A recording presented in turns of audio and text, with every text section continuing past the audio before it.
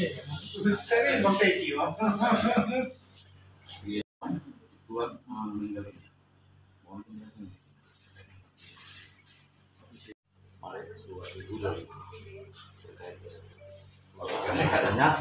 Rekan-rekan media yang siang ini datang ke Humas Polres Asahan terkait dengan adanya berita ya meninggalnya seorang laki-laki atau pelajar yang bernama Pandu Saputra ya. Pandu Saputra pada hari Minggu ya.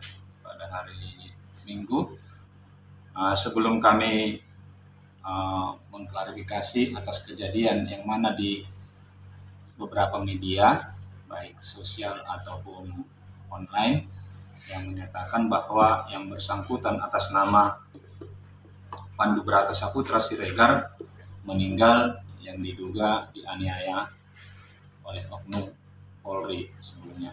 Nah, terkait itu di sini kami dari Humas Polresan mengklarifikasi ya terkait berita tersebut. Namun sebelum kami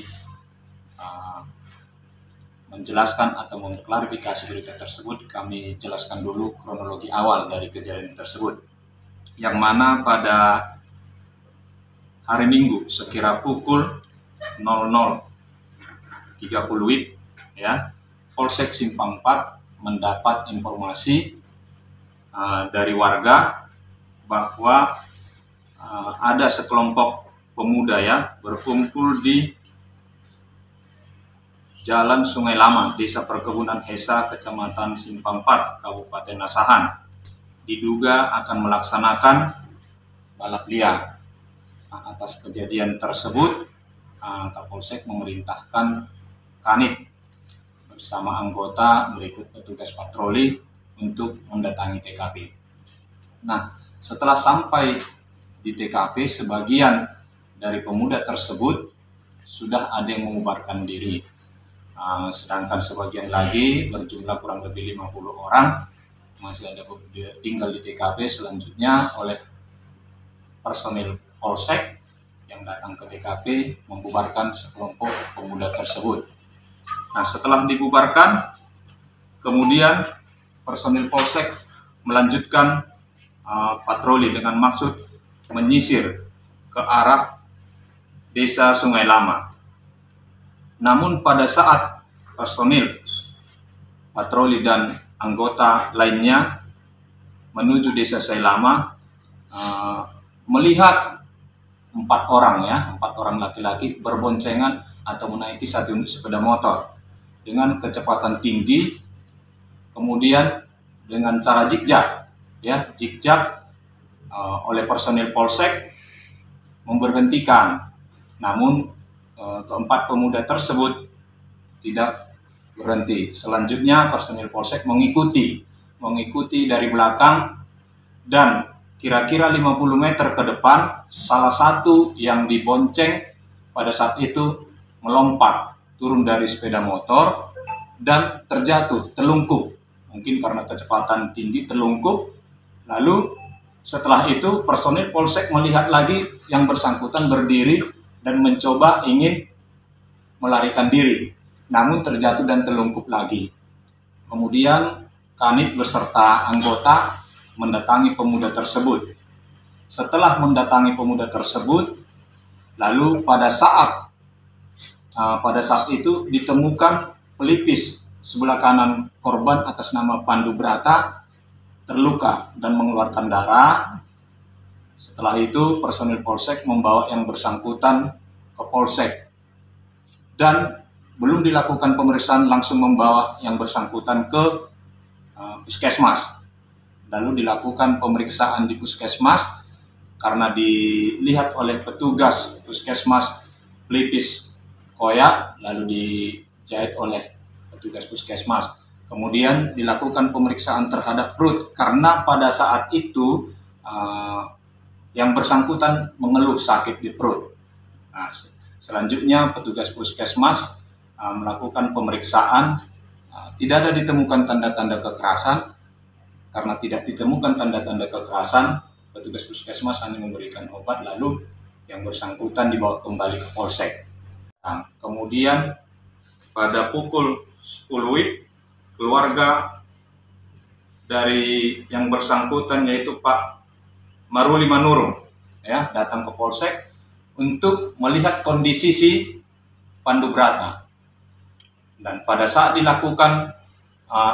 ketemu di polsek, Pak Maruli Manurung masih komunikasi dengan yang bersangkutan. Dan pada saat itu yang bersangkutan hanya mengeluhkan perutnya sakit. Dan Pak Maruli menginterogasi yang bersangkutan apakah ada dilakukan tindakan kekerasan. Yang bersangkutan bilang tidak ada kekerasan, namun perut saya sakit. Ya, hanya saya terjatuh, pelipis, terluka. Nah, karena Pak Maruli Manurung tidak mendapatkan informasi kalau yang bersangkutan ada tindakan kekerasan, oleh Pak Maruli Manurung membawa yang bersangkutan dari Polsek Simpang 4. Dan selama yang bersangkutan di Polsek Simpang 4, Pak Maruli dengan Pandu Brata, Pak Maruli menawarkan untuk dibawa pijat, ya kusuk. Namun yang bersangkutan bilang dia mau kembali ke kos.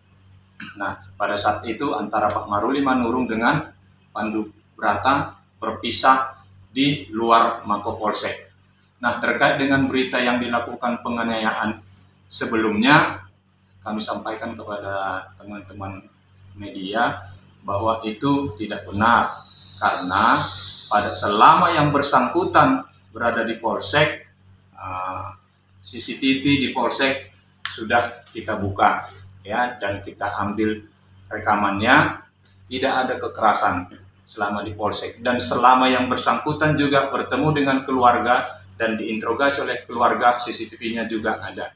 Kemudian ada pernyataan dari pihak Pak Manurung, diambil dalam bentuk video juga, bahwa membenarkan tidak ada kekerasan. Artinya sebelum yang bersangkutan dibawa kembali oleh Pak Maruli Manurung, telah diinterogasi sebelumnya, dan Pak Maruli Manurung juga telah melihat kondisi fisik keluarganya pada saat itu, karena tidak ditemukan tanda-tanda kekerasan, oleh Pak Maruli Manurung membawa Pandu Brata keluar dari Mako Polsek. Dan selain itu juga ada pernyataan dari pihak puskesmas yang menerangkan bahwa selama berada di puskesmas dan yang bersangkutan di bawah puskesmas hanya luka di pelipis sebelah kanan. Daerah TKP karena itu pedesaan dan suasana gelap, kemungkinan CCTV tidak ada. Dan sesuai dengan penjelasan kita sebelumnya, antara jarak mobil patroli dan petugas yang pada saat itu yang bersangkutan melompat dari sepeda motor kurang lebih 50 meter. Artinya tidak ada kontak fisik selama pengejaran. Terluka. Atas dasar itu pula kami reskrim membawa yang bersangkutan